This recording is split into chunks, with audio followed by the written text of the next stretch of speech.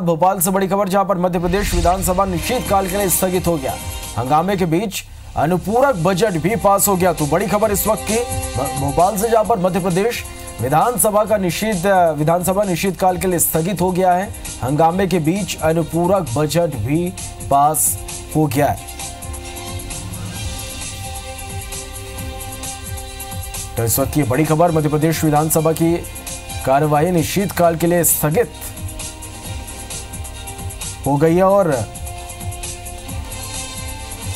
हंगामे के बीच अनुपूरक बजट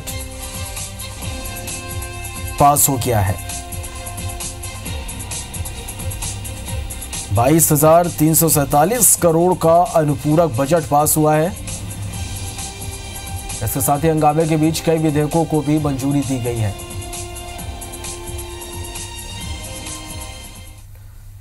चलिए, इस खबर पर ज्यादा जानकारी के लिए हमारे साथ भोपाल से सुधीर दंडोतिया हमारे साथ सीधे जुड़े। सुधीर, विधानसभा की कार्रवाई निश्चितकाल के लिए स्थगित कर दी गई, क्या कुछ हुआ सदन में?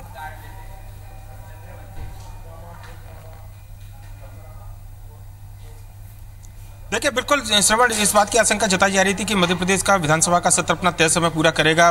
और आशंका लगभग बिल्कुल सही साबित हुई, क्योंकि आज ही विधानसभा की कार्रवाई को आधे दिन की कार्रवाई के बाद ही अनिश्चितकाल के लिए स्थगित कर दिया गया है। आज अगर पूरी कार्रवाई की बात करें तो विधानसभा उपाध्यक्ष के निर्वाचन को लेकर जो हंगामा शुरू हुआ था वो हंगामा लगातार देखने को मिला और विपक्ष की नारेबाजी के बीच में सत्ता पक्ष की ओर से न केवल अनुपूरक बजट को पास कराया गया बल्कि जो विधेयक थे उनको भी मंजूरी दी गई। इसके बाद में विधानसभा की कार्रवाई को अनिश्चितकाल के लिए स्थगित कर दिया गया है। उससे पहले अगर बात करें तो सबसे ज्यादा हंगामा केवल उपाध्यक्ष पद के निर्वाचन को देखने को लेकर ही मिला, क्योंकि बीजेपी की ओर से उपाध्यक्ष पद के जो उम्मीदवार थे जगदीश देवड़ा, उनके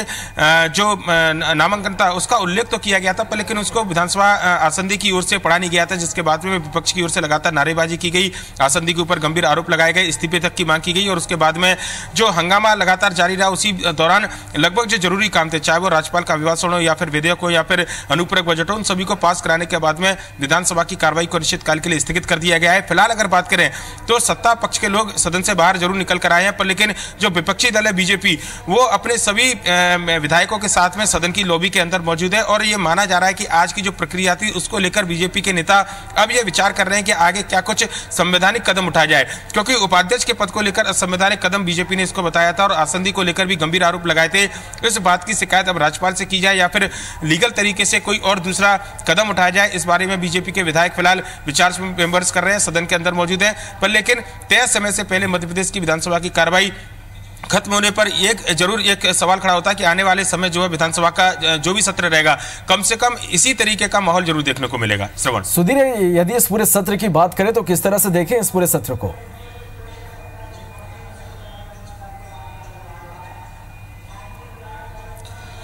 देखिए, पूरे सत्र में यह माना जा रहा था कि एक कहीं ना कहीं जो बहुमत है कांग्रेस के पास में, वो शक्ति परीक्षण के जरिए ये साबित करने की जरूर कोशिश करेगी कि स्थिर सरकार है और लगभग कांग्रेस की ओर से, खासकर मुख्यमंत्री कमलनाथ की ओर से ये कोशिश हमेशा रही कि वो ये बताकर चलें कि जो अल्पमत की सरकार, जो लंगड़ी सरकार बीजेपी लगातार बताती रही है, कम से कम वो सरकार नहीं और सरकार पूरी तरह स्थिर है। सभी 121 विधायक जो है कांग्रेस के साथ में है। अध्यक्ष के निर्वाचन की बात हो या उपाध्यक्ष के निर्वाचन की बात हो, अनुपूरक बजट पास कराना हो या फिर राज्यपाल के अभिभाषण को मंजूरी दिलाना हो, इन सभी मौके के दौरान कहीं ना कहीं सख्त रवैया जो है सत्ता पक्ष का नजर आया, आसंदी का भी सख्त रवैया नजर आया और एक जो मैसेज देने की कोशिश कांग्रेस करना चाहती थी कि मजबूती के साथ में सरकार कांग्रेस चलाएगी आने वाले 5 साल में, वो मजबूती के साथ संदेश देने में कांग्रेस अध्यक्ष के चुनाव के साथ में जरूर कामयाब हुई। वहीं पर मजबूत विपक्ष की अगर बात करें बीजेपी की ओर से, तो बीजेपी यह जताना चाहती थी कि 109 विधायक बीजेपी के पास में, ऐसे में सरकार कभी भी वो गिरा सकते हैं, यानी कि रिमोट कंट्रोल अभी भी बीजेपी के पास में रहेगा। यह शायद एक बड़ा होता बहुमत बीजेपी के पास में इतना है कि सदन वो ना चलने दे, हंगामा जैसे देखने को मिला है, पर लेकिन सरकार चलाने को लेकर कहीं फिलहाल कोई दिक्कत है ऐसी संभावना कम से कम अध्यक्ष और उपाध्यक्ष के चुनाव के बाद में नजर नहीं आती है, क्योंकि सभी 121 विधायकों को अपने साथ रखने में कामयाब हुए कमलनाथ इस सत्र के दौरान ये देखने को मिला है। और कमलनाथ ने शुरुआत में कहा था कि जब उनका पहला भाषण इस विधानसभा के अंदर हुआ था